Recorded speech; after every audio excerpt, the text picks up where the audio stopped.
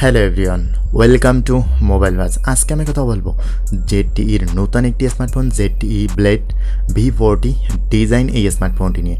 এই স্মার্টফোনটি বাংলাদেশ মার্কেটে লঞ্চ হলে সেই ক্ষেত্রে এই স্মার্টফোনটির মূল্য 21 থেকে 23,000 টাকার মধ্যে হতে পারে। আর এই স্মার্টফোনটি বেশ ভালো কিছু ফিচার্স নিয়ে হাজির হয়েছে।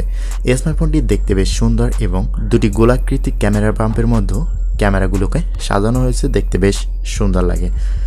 এই স্মার্টফোনটির ওয়েট থাকছে 183 গ্রাম এবং থিকনেস 8 মিলিমিটার। বেশ স্লিম এবং লাইট ওয়েট একটি স্মার্টফোন। থাকছে দুইটি কালারে, স্কাই ব্লু এবং স্টারি ব্ল্যাক কালারে।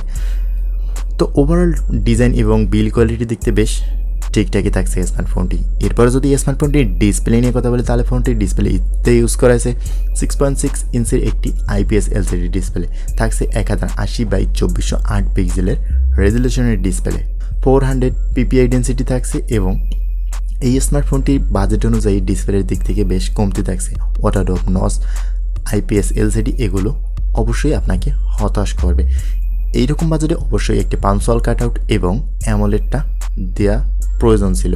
এখানে বেশ ঘাটতি থাকছে ডিসপ্লের দিক থেকে। এরপরে আসি স্মার্টফোনটি ক্যামেরা সেকশনে। ফোনটির ক্যামেরা সেকশনে ইউজ করা হয়েছে 50 মেগাপিক্সেলের মেন ক্যামেরার সাথে একটি 2 মেগাপিক্সেলের ম্যাক্রো লেন্স এবং একটি 2 মেগাপিক্সেলের ডেপথ সেন্সর ইউজ করা হয়েছে। আর ফ্রন্ট ফেসিংয়ে ইউজ করা হয়েছে 8 মেগাপিক্সেলের সেলফি ক্যামেরা। উভয় ক্যামেরা দিয়ে 1080p 30 fps ভিডিও রেকর্ড করার সুযোগ থাকছে। ক্যামেরার দিক থেকে মোটামুটি সোশ্যাল মিডিয়া আপলোড করার মতন ছবি তোলা যাবে এই স্মার্টফোনটি দিয়ে।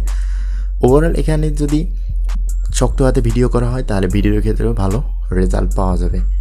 এরপরে এসে স্মার্টফোনটির পারফরমেন্স সেকশনে ফোনটিতে ইউজ করা হয়েছে ইনোসাক টাইগার T616 এর একটি 12 ন্যানোমিটার চিপসেট, যার CPU হিসেবে থাকছে 2.0 GHz অক্টাকোর এবং GPU হিসেবে মেলবে মালি G57 MP অন। ফোনটিতে থাকছে দুইটি ভেরিয়েন্ট, 4GB 128GB এবং 6GB 128GB।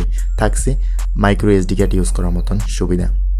ফোনটি রান করবে MyOS 12 এর সাথে Android 12। আপগ্রেডিংয়ের দিক থেকে অবশ্যই ল্যাকিংস থাকছে এবং চিপসেটের দিক থেকেও বেশ দুর্বল। র্যামের দিক থেকেও কম মনে হয়েছে এই স্মার্টফোনটি। এরপরে আসি স্মার্টফোনটি ব্যাটারি সেকশনে। ফোনটিতে ইউজ করা হয়েছে 4500 mAh ব্যাটারি এবং চার্জিং হিসেবে থাকছে 22.5 ওয়াটের একটি চার্জার। এই বাজেটে অবশ্যই 5000 mAh এবং আরও চার্জিং ওয়াটটা 33 ওয়াট প্রয়োজন ছিল। নতুন কোম্পানি হিসেবে বাংলাদেশ মার্কেটে সেক্ষেত্রে এখানে অনেক কিছুই ঘাটতি থাকছে। আরও ভালো কিছু ফিচার্স দিয়ে আনলে হয়তো বেটার হতো। থাকছে loud speaker, 3.5 millimetre headphone Jack, side mounted fingerprint, Bluetooth 5.1, GPS, USB Type-C port এবং ডুয়াল ব্যান্ড ওয়াইফের সাথে NFC।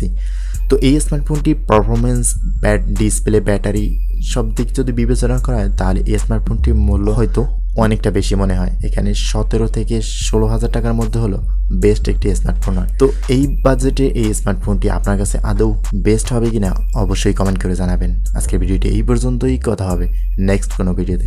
ততক্ষণ পর্যন্ত ভালো থাকবেন, সুস্থ থাকবেন। আল্লাহ হাফেজ।